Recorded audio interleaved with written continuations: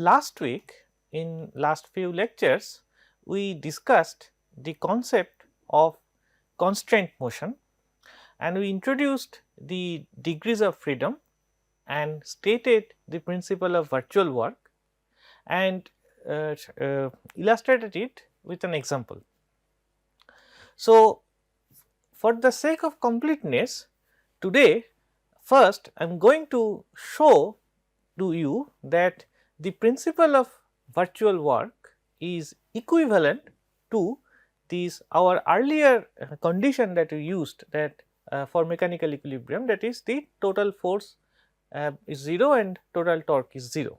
So, now I want to note the word equivalent, it is a special meaning. So, A equivalent to B means if I start from A, I can logically go to B, and the same time if I start from B, I can logically go to A.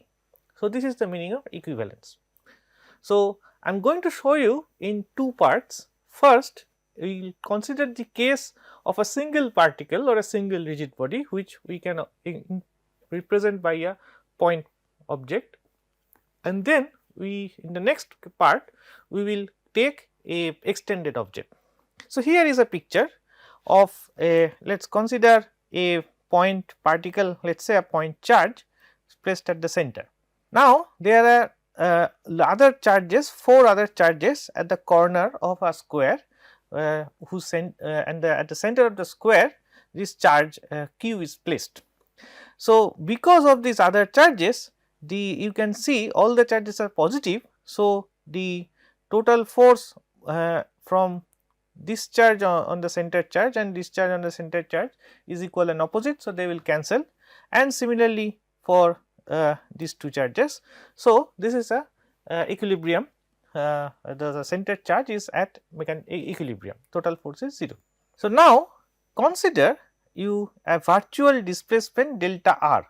So, note that delta r is a vector. So, any direction you move this charge little bit in, let us say in this direction, as shown by this little arrow. So, this is the displacement, and you are imagining this displacement, a virtual displacement. So, then it goes to a new position, and in this position this charge will so is closer to the upper two charges. So, the total force is no longer 0.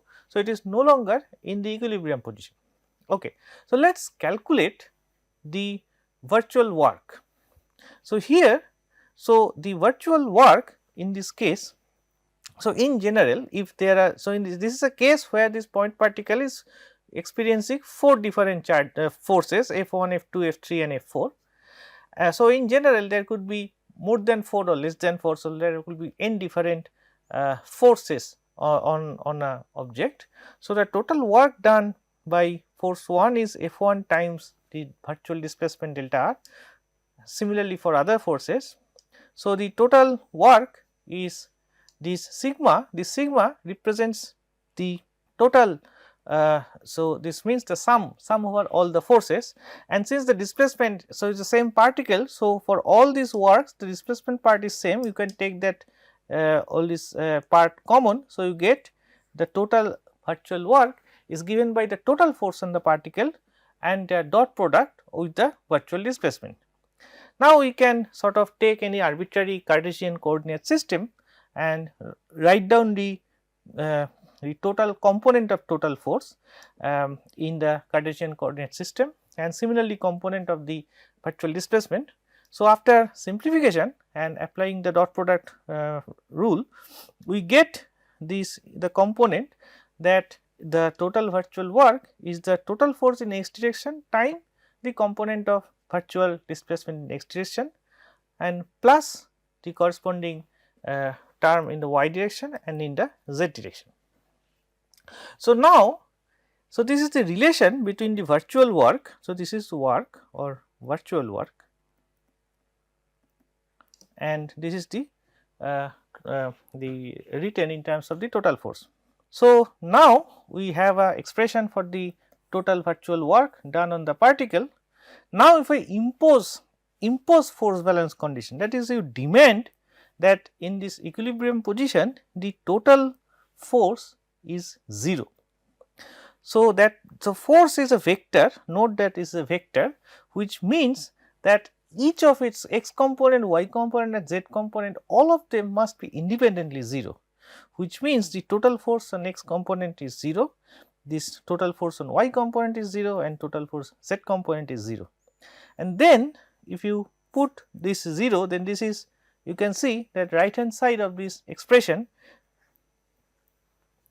gives you 0, that is you get the principle of virtual work, that if you displace, if you give a virtual displacement, then so the condition of equilibrium is that total virtual work must be 0.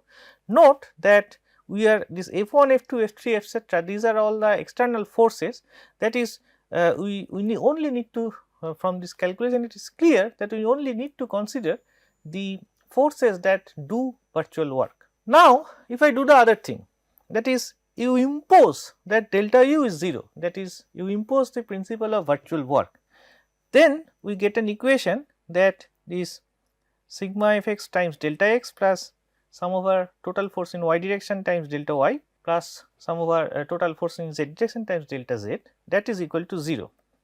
Now, for a single point particle, this x, y and z, these are 3 independent degrees of freedom. So, there is no other constraint on the motion of this particle, as you can see, for example, in this particular example.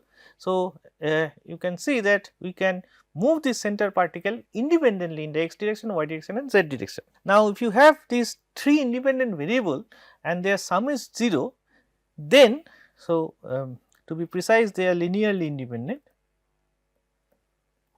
then it is clear that this coefficient of each of the only way you can have 3 independent p's going to 0, only way it is possible if the coefficient of all of them are equal to 0. That means, it follows that the total force x component, y component and z component must be 0, which means the total force is 0, hence we get the force balance condition.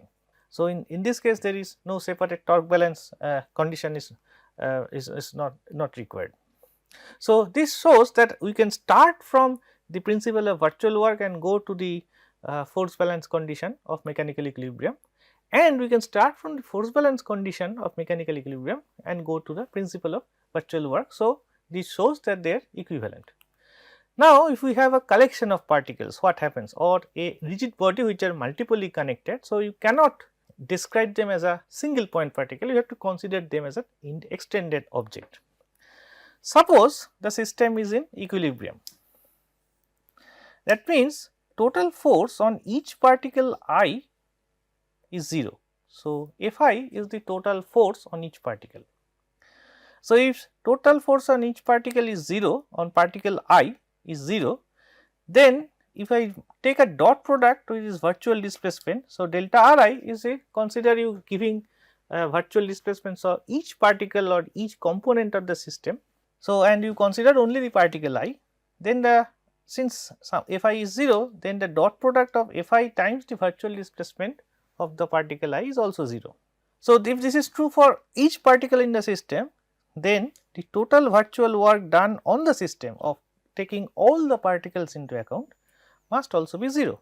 Now, this total force Fi you split into 2 parts, one is external force which are not constraint force, and the small Fi which are the constraint force. Now, so internal or the constraint force. Hence, from what our previous equation, what we have is that, so this total virtual work is now split into 2 terms. One term that is the contribution from the external force, and the other term which is the contribution from the internal constraint force. And now, we restrict ourselves to the cases where internal constraint forces do no virtual work, So, they are just there to so remember the discussion how is it possible. So, this is the condition. So, we have already discussed how different ways this condition is satisfied in a real situation, and also I mentioned that we are ignoring sliding friction, which does work, but we are ignoring all those frictional work. So, then if this term goes away, then it follows that the total virtual work done by all the external forces on the total system, which is given by this particular expression, must be 0, which is our principle of virtual work. Now, before going to the next topic of discussion, let me point out one interesting sort of application of the concept of degrees of freedom, which is intimately related to analyzing this principle of analyzing mechanics problem with principle of virtual work. But this is not the only sort of importance of degrees of freedom. So, this is gives you a lot of insights about the different topics that you are going to study in your respective branches of science or engineering. So, in modern times there is an emphasis of describing the topics that you are going to study not as a traditional way of physics, chemistry, biology or civil engineering, electrical, mechanical, etc., but to look at a complex system perspective. So, what is a complex system? So, the way to understand complex system is to count the degrees of number of degrees of freedom. So, how many number of variables you need to specify one state of your system. So, the more number of variables you need, the more complex is your system of study. The other aspect of the complexity is the nature of the forces acting in the system, that is the interaction between the system and the surrounding. So, sometimes the equations that describe those interactions, for example, in this course the central equation that we are using to describe doing our analysis is the Newton's laws of motion. So, there are two possibilities. These equations, the fundamental equations that govern the behavior of the system, they can be linear. For example, Newton's law, or let us say those of you who are studying electricity magnetism, Maxwell's equations of electricity magnetism, or they can be non-linear.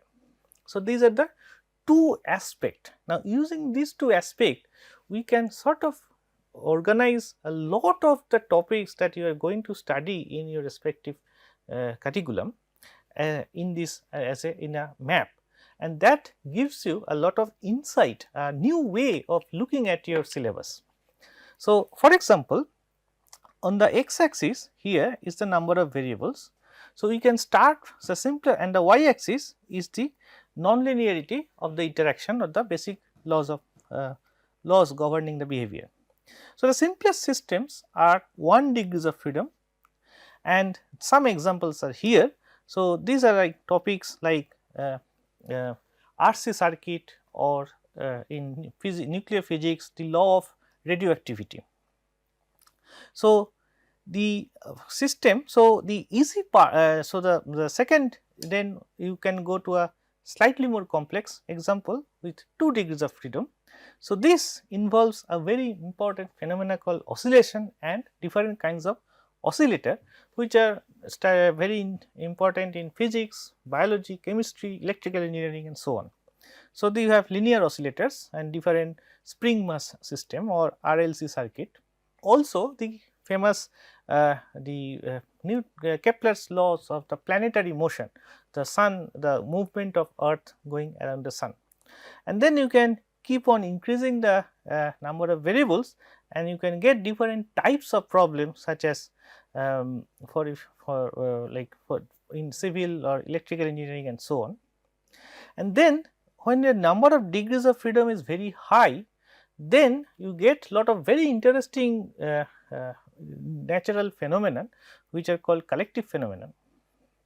And here are some examples like coupled oscillation or different properties of solids, and something called in physics later you will study when you have large number of degrees of freedom, there is a branch of physics called statistical mechanics. And finally, your degrees of freedom can become infinity, which means you are no longer, so you are treating the system as sort of a continuous body, and there you study from with that approach the various wave phenomena such as electricity, electromagnetic wave or elastic wave or water wave, heat wave, sound wave, etc.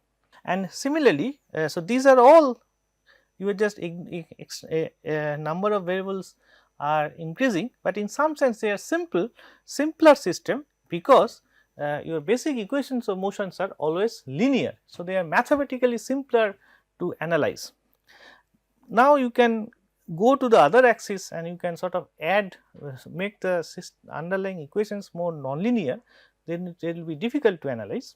So, what is the point of this sort of map? So, this sort of map sort of organizes your various examples from simple to complex. So, this part where you have a linear equation of motion and small number of degrees of freedom 1, 2, 3 etc. So, this is kind of simple examples. As you increase the number of variables, the other part which is simple is this linear equations of motion and continuum. So, the theory of this kind of phenomena are very simple. I mean, we can sort of describe, because they can be now described by partial differential equations, which we know how to mathematically analyze. So, this is also some sort of a simple region. Now, if you go from linear to nonlinear, so you add nonlinearity in your basic laws of motion, then you encounter some systems which are like you encounter a lot of interesting behaviors such as chaos. And for example, maybe a more familiar example is the pendulum. So, when you have a linear system, the actual pendulum is a very interesting system with lot of interesting motion possible. But when you sort of think of it as a simple harmonic pendulum or simple pendulum, you restrict yourself to the linear regime, which is like, so you assume that your amplitude of oscillation is small, whereas linear an actual pendulum, if you remove the restriction, so that amplitude of oscillation can be anything. So, it can be even let us say 180 degree. Then you have the real pendulum, then this is an anharmonic oscillation, and you can get lot of different behaviors like that. Now, the final thing I want to mention, that in modern times the real challenging areas of science and engineering are what is called this so called frontier. So, this is the region where in this map, where you have both the large number of degrees of freedom. So, there are lot of phenomena. I will mention only two examples. One is earthquake and another is turbulent flow in liquid, and the third is the living life itself, the living systems.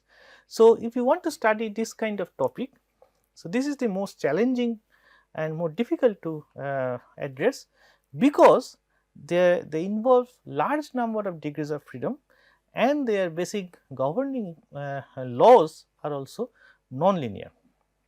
So, using this concept of degrees of freedom, you can sort of understand why some things are easy to understand and some things are difficult to understand or more challenging. So, now we are going to start sort of one more way to look at the final way to look at the discussion of mechanical equilibrium. So far we have sort of looked at the system a configuration which is at equilibrium, but now we want to know the stability of the equilibrium. So, there are two things possible. So, let me give you an example. This is actually not a very difficult concept, it is a very simple thing to state in mechanics. However, this becomes important because nowadays this simple concept of stability finds applications beyond the normal traditional areas of mechanics, and that is why I wanted to sort of give you a exposure to this topic. Okay. So, let us see what is meant by stability. So, let us say that I have a kind of some object and I am going to imagine that this is a table. So, I am going to place this object on this table. So, this is a configuration. So, if I keep it, and so this is in a mechanical equilibrium condition, because if you for example draw the free body diagram of this object, you see that the total force will be 0, the total force due to the gravity on this bottle of water and the force by the table on the bottle of water, they balance each other. So, the total force is 0, total torque is 0. So, the system is in equilibrium. You can also do the same as I discussed today, that using the principle of virtual work. But this is not the only configuration that is possible. There is, you know, that this is another configuration, and this configuration is also in mechanical equilibrium. So, then you can ask that which of this configuration is more stable, and we know from experience the answer is that this is more stable. Why, you can ask? So, this is from experience, and those of you who are familiar like kind of anticipate where am I going. So, you can say that okay, this is more stable because in this configuration the center of mass is lower compared to this position. In this position, the center of mass of this bottle of water, let us assume that this is at the middle of the bottle, then this middle of the bottle is at something like this height, whereas in this case this is at lower height. So, because the system can lower its center of mass, which means that it can lower its let us say gravitational potential energy. So, this configuration must be more stable. Now, I can ask another question, which is that what happens. So, let us say I take this configuration, if I disturb it from the equilibrium. Now, this is not a virtual displacement, this is a real displacement. If I give a real displacement, what happens? So, there are two possibilities. One possibility is that it can return to its initial original position. So, if I do this, it will come back. If I do this, it will come back. If I do this, it will come back. The other possibility is that it may go away. For example, in this particular case, let us say instead of bottle, if I take this pen, and let us say if I put this pen on this table in this position. Now, you may imagine that if I remove the pen, now it is possible, I mean you can imagine that in principle the total force on this pen, if I draw the free body diagram of this pen, then the total force on this pen in this position can be 0. The force by the gravity and by the table on this pen can cancel each other. But if I remove it, what happens is that the pen falls down. Why? Because in this case, because the tip of the pen is so narrow, it is very difficult to achieve the torque balance condition. So, if I make a disturbance away from this particular configuration, in that case the it sort of goes away, it goes away from this equilibrium position. So, there are these two possibilities. So, if the system return to the original equilibrium position, then that equilibrium is stable, and if it does not return to this equilibrium position, then this is unstable. But note there is a caveat to it here, that if I take this bottle on this, now you know that there are more than one equilibrium position. So, if I sort of disturb it for a small, give it small disturbance away from the equilibrium position, it will return. But if I give a large disturbance away from the equilibrium position, it will not return. So, here what we are, when we sort of talking about stability, we assume that our disturbance, this displacement that we are giving are small.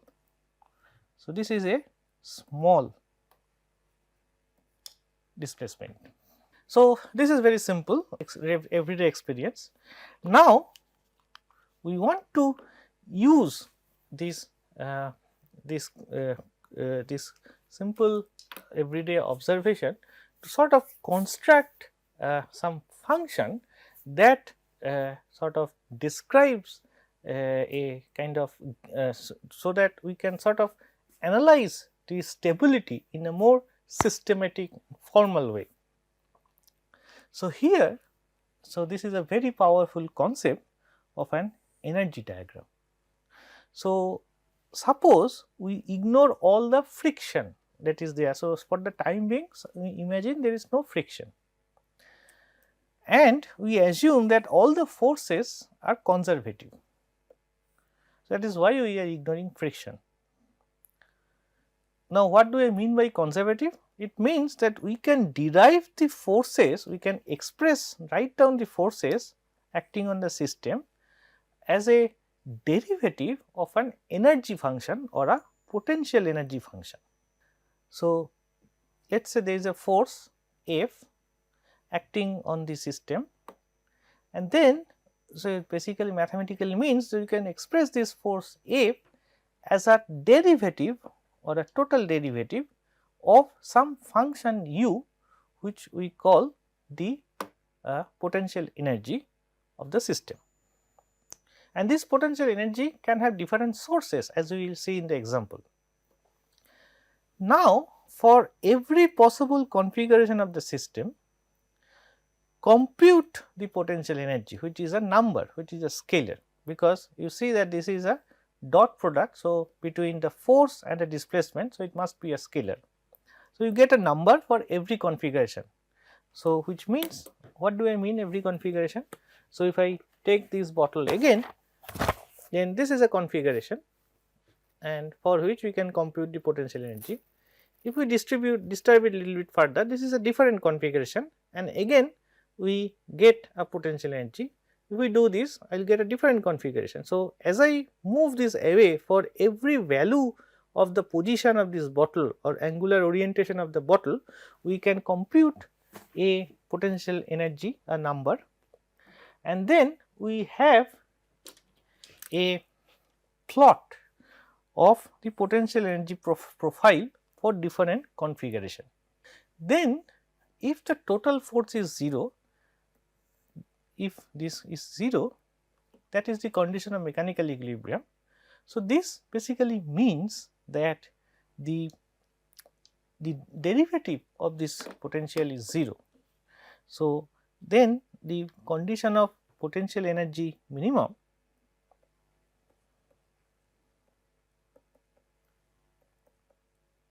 is basically means that the potential energy is minimum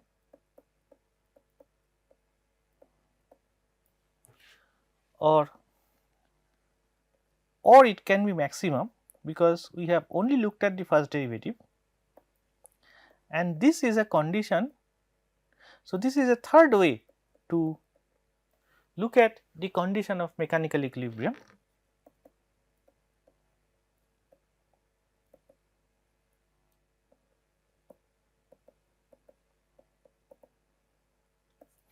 Now, for the sake of completeness, I must mention that as you know that the first derivative 0 does not tell you whether, it just tells you that the potential energy is minimum, total force is 0, but what happens if you sort of disturb it slightly, that really comes from the second derivative of the potential energy, where R is the variable that describes the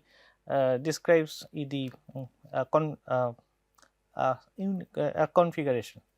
Now, as you know that if the this derivative is 0, negative, the second derivative is negative, then this is a stable configuration.